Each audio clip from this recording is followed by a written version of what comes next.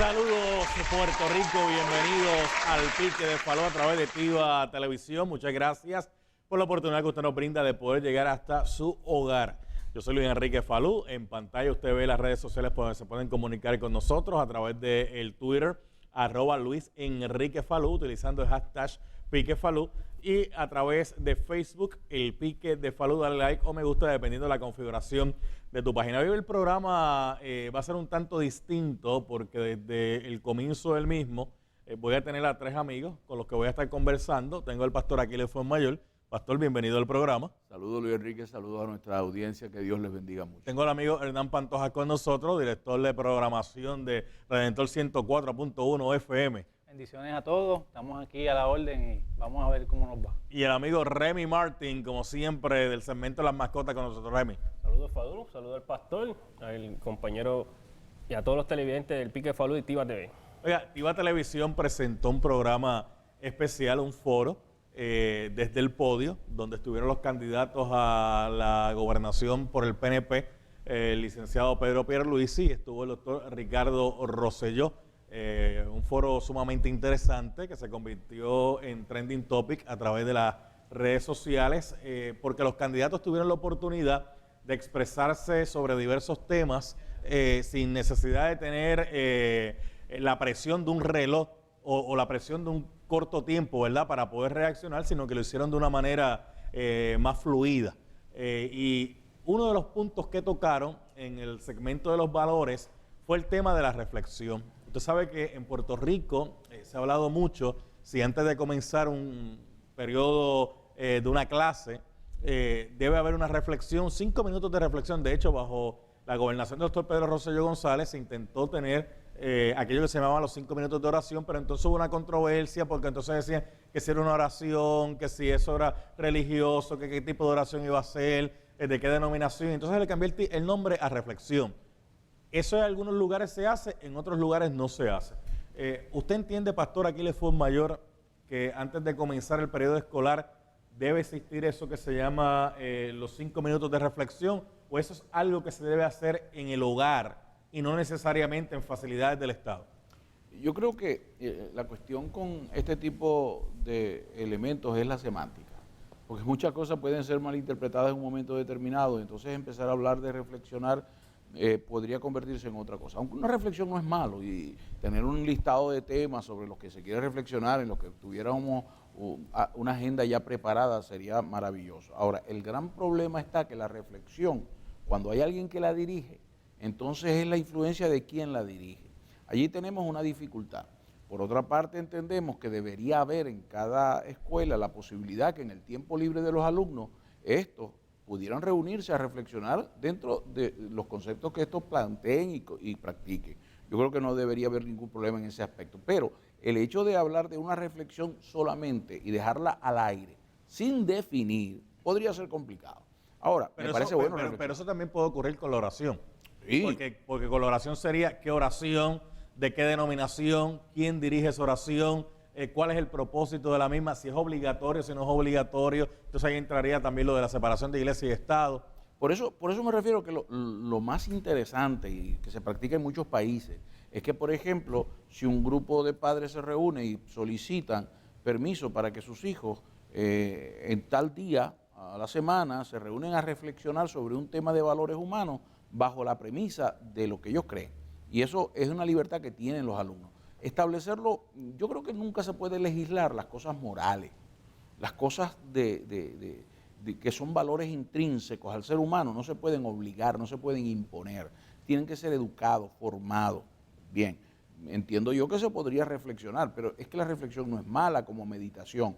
A lo que me estoy refiriendo es a cómo va a ser dirigida, quién la va a dirigir y cuáles son los temas. Obviamente esta discusión se da también en nuestra isla porque en cierto modo y en cierto grado hemos perdido valores. Hernán Pantoja, ¿tú entiendes que lamentablemente nuestra sociedad se ha ido separando de los valores?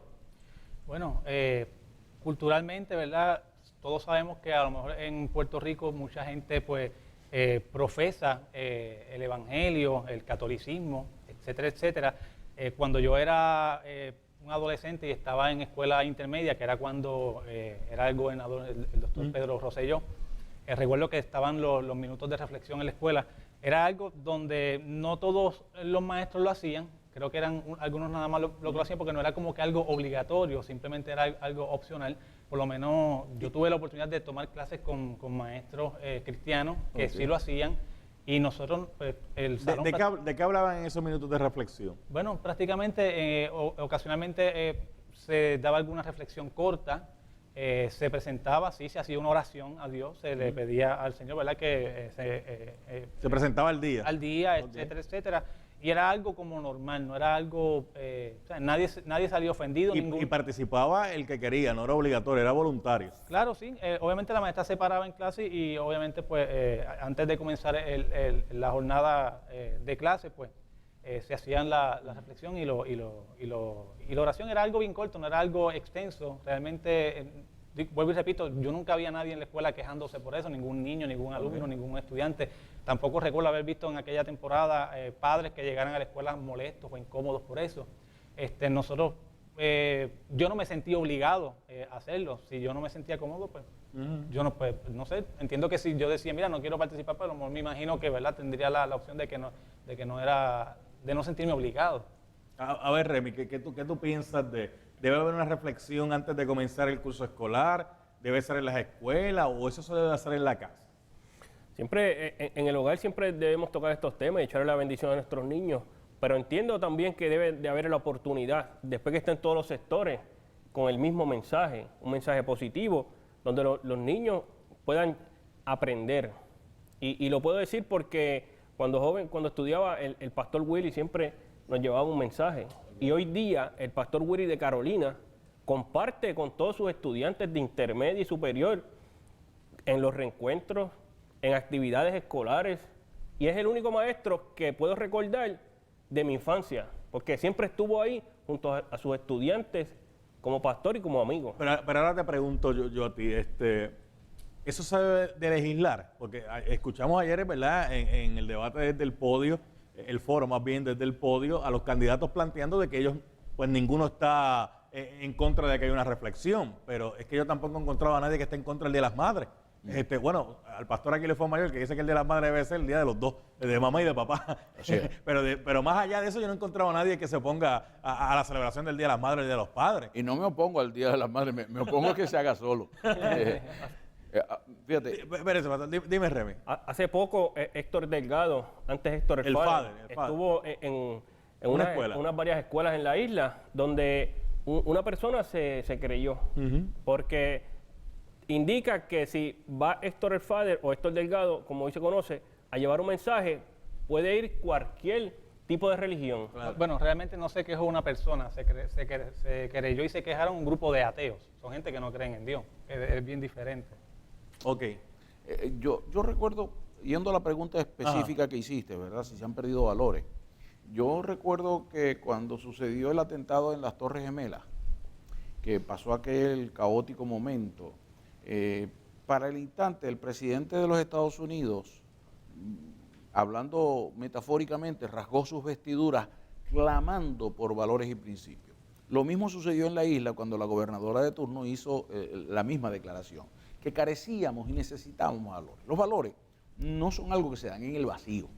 Los valores son el cúmulo de experiencias que una sociedad ha acumulado como buena y plantea como sus principios o su moral. Porque moral es el hecho de aquellas cosas que una sociedad acepta como buenas y las establece como unas normas de conducta. El hecho es que nosotros hemos querido sacar a Dios de la moral, hemos querido sacar de la formación de valores y principios todo lo que tenga que ver con Dios. Pero sucede que nuestros valores se forman en el proceso de nuestra cultura judeocristiana y son básicamente una formación cristocéntrica. A través de la Biblia entendemos de esos valores. Cuando queremos hacer esta disociación... Pero hay valores que gente puede llevar que no necesariamente profesen una fe. No estoy diciendo que no pueda ser así. Lo que estoy diciendo es que no podemos disociar una cosa de la otra. Entonces, por ejemplo, vamos a tomar un valor. Hablemos del valor lealtad. Ese valor lealtad no surge de la casualidad, ni es un asunto que se le ocurrió a una religión. Está puesto en los valores judeocristianos. En nuestra cultura se ha establecido como un valor y todo el mundo desea recibir la lealtad y vivir la lealtad. Entonces, cuando hablamos de valores y principios, tenemos que comenzar por nuestros hogares. Claro que se han perdido valores cuando no hay nadie que los esté modelando. Pues ahí es donde vamos otra vez al punto. ¿Por qué tiene que ser en la escuela donde se lleven a cabo estos minutos de reflexión o de oración, como le quieran llamar, cuando deberían hacer en el hogar? Porque mire, yo mando al niño a la escuela, que sea el maestro el que se encargue de la reflexión o de la oración, pero cuando ese muchacho llegue a casa no va a recibir un seguimiento de mi parte. Sí, por supuesto, y eso no tiene un valor intrínseco en la vida del niño, porque el asunto está en que muchas veces nosotros queremos delegar, hemos postergado la formación de un individuo a la escuela. La escuela tiene una función, pero la educación integral y más fundamental la tiene la familia. Es la familia quien debe moldear valores y principios que incluso le den tanta solidez que sean capaces de enfrentar las acciones en una sociedad que vaya en contra de esos principios. Déjame verificar algo con Hernán Pantoja aquí. Tú tienes que conocer la chancleta voladora. Claro. Sí. O la chancleta boomerang. Sí, Porque la educación de los valores, la educación primaria, comenzaba en el hogar. Y no necesariamente cuando digo la chancleta voladora es que te hayan pegado con una chancleta. Claro. Pero estaba allí como mecanismo disuasivo de que, oye, si tú no respetas a fulano, si tú coges lo que no es tuyo, si tú esto, va a haber consecuencias. Eso te lo enseñaban en tu casa, ¿no? En mi caso y en mi casa, Ajá. en las dos cosas, yo recuerdo una vez haber tenido, yo era un muchacho bastante aplicadito en la escuela. ¿Eras aplicadito en la escuela? Era bastante aplicado. No venga a echarte la No, venga. aplicado me refiero, ¿verdad? Un tipo bueno, un muchacho que no buscaba problemas, era bien respetuoso. Sí, tuve mis momentos, ¿verdad? Que a lo mejor tuve mis problemas con algún maestro o algo, pues inmadureces de niño, ¿verdad? Porque ya cuando uno crece uno se da cuenta y dice, wow, realmente yo hice eso. Pero recuerdo en un momento que tuve un problema con un compañero de clase que interpretó mal algo que ocurrió. Okay. Alguien le puso la pierna mía estaba en el medio, no fue la mía. Él pensó que fui yo, la persona se levantó y me dio un cantazo. Cara. O sea, me agredió. Sí. Y recuerdo ese día que yo nunca había tenido problemas en la escuela ni nada, llaman a mi papá y mi papá no preguntó qué fue lo que pasó. Mi papá me metió un cantazo y me dijo, yo no te mando a la escuela a ti a buscar problemas. Y yo dije, yo no busqué problemas, no me importa, toma. Y ya me dieron el cantazo también. O sea, en mi casa, mi papá era bien recto, bien serio, bien estricto. Y esas cosas, pues a lo mejor, ¿verdad? En algunos casos son extremos, hay padres que son extremistas, como que a lo mejor son sobreprotectores y demás. Y hay otros casos que los papás pues son bien open, bien ¿verdad? Sí, exacto, que no Pero tú sabías por el comportamiento de tus padres, la educación que te estaban dando, que tú tienes que andar derechito. Todo el tiempo.